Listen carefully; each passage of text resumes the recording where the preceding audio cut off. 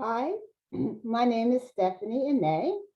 I'll be presenting my dissertation, or not quite my whole dissertation yet, on my proposal and where I am at this point. The title is The Impact of Workplace Spirituality Culture on our Workforce Turnover and Retention. Workplace spirituality, or spirituality in the workplace, seeks to develop the connection between oneself and the workplace. Now, workplace spirituality focuses on themes of tolerance, patience, the feeling of interconnectivity, and purpose. It is all about seeking a spiritual path in work or at the office as a chance to perceive and add up value to the work or the office community in a meaningful way.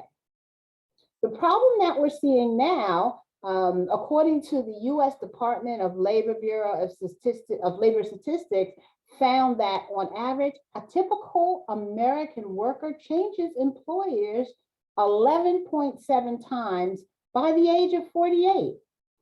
Employees need more. They're seeking more than just their paychecks from organizations.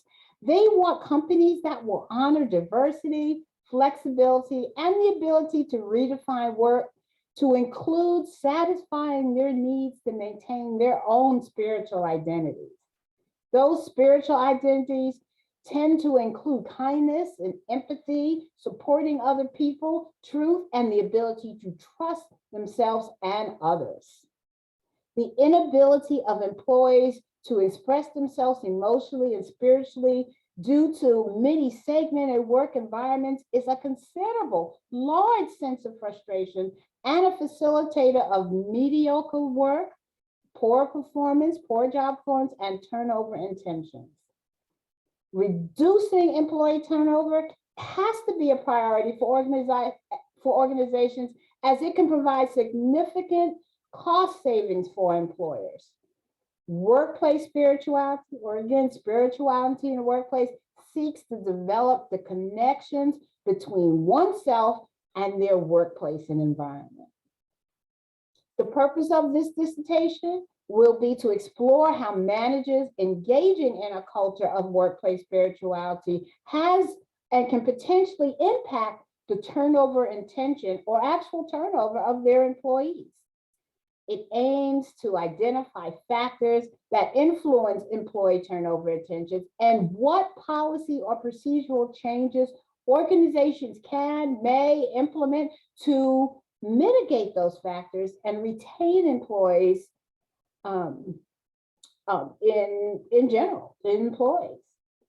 The research question for this will be, what attributes of spirituality and workplace culture impact turnover or what attributes of spirituality and workplace culture impact turnover or retention within the workforce?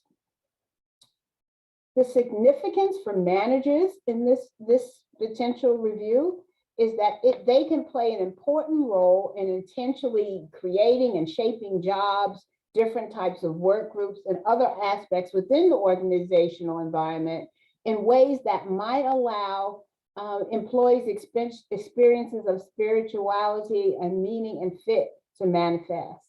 For scholars, workplace spirituality continues and can provide new insights into how people perceive they fit within their organizations. Let's look at some terminology, because whenever I start discussing this dissertation topic, everybody questions, well, isn't that religion? Well, the definition of religion is an institutional entity with defined creeds, theologies, and doctrines related to man's current and eternal destiny, his relationship with himself and others around him and God or some other transcendent or supreme being. Now, spirituality is the personal relationship or experience with God or the divine that informs an individual's existence and shapes their meaning, purpose, and mission in daily life.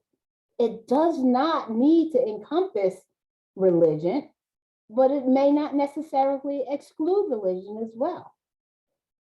When we look at an organizational level in spirituality, it is manifested as organizational identity that results from the compositions of its values and practice and its discourse. You generally find that within the goals, mission, and values within an organization. Another key term in this review will be working with trust. And trust is the degree to which one believes in and is likely to act on their words, actions, and intentions. Psychological safety is described as an upstream factor determining job demands, resources, worker engagement, psychological health, with this influence occurring mainly through management and leadership of the organization. Employees need psychological safety to feel comfortable and connected within organizations. Psychological safety has 4 things that it presents: inclusion safety, which is the presence of a sense of belonging; learner safety, feeling accepted and secure as an active learner; contributor safety, that they're comfortable with sharing ideas; and challenger safety, that they're able to provide feedback and critique without retaliation. Turnover intention is a conscious and deliberate willingness to leave an organization. My theoretical lens is going to be a combination of a theory and a model that were chosen based on their multidimensional nature in relationship to my topics. The theory, or the ideology, of the person environment fit, also known as PE fit theory, maintains that people tend to prefer and thrive in environments and organizations that are compatible with their skills, interests, values, and other individual characteristics.